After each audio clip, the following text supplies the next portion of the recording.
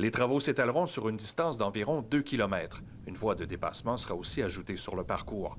Transport Québec prévoyait seulement corriger les courbes horizontales et verticales de la côte Bellevue, mais tant qu'à faire ces travaux, le ministère déplacera la route de 25 mètres à l'intérieur des terres pour éviter un autre décrochement de talus.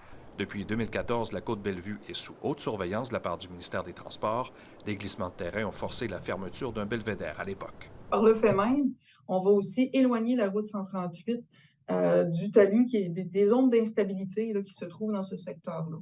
Donc, on va avoir là, vraiment une amélioration de la fluidité, de la sécurité routière et aussi de l'infrastructure elle-même qui va être moins sujette là, à avoir où on voit qu'il y a des glissements de terrain qui se produisent là, pas très, très loin. La situation est décriée par le maire de Franklin depuis au moins 2 ans. Ce secteur de la route 138 est jugé problématique et dangereux par Steve Grenier. Il est bien content de voir que le ministère respecte sa promesse. On voit que les dernières années, ça a moins évolué qu'au départ. Parce qu'il ne faut pas se cacher qu'en haut, là, il y avait un parking, puis il n'y en a plus. Là.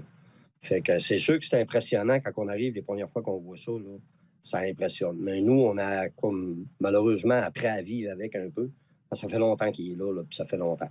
Fait que, on sait que le ministère avance beaucoup de ce côté-là. Puis on est fébrile à l'idée que ça avance parce qu'on veut que le chemin change de place et tout. Transport Québec mentionne que ses inspecteurs font une ronde quotidienne du secteur et que pour l'instant, elle n'est pas dangereuse pour les usagers de la route. Comme vous l'avez dit, là, la sécurité des usagers n'est vraiment pas menacée actuellement. On parle d'un glissement qui est mineur, qui est superficiel. C'est vraiment une couche là, d'environ, depuis un an, là, on parle d'une bande de terrain d'environ 10 cm pour laquelle il y a eu un ajustement.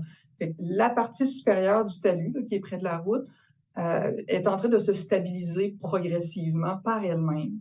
Les appels d'offres pour connaître le coût du projet seront bientôt lancés. Les travaux, eux, devraient s'amorcer au courant de la prochaine année. André Normando, TVA Nouvelles, Franklin.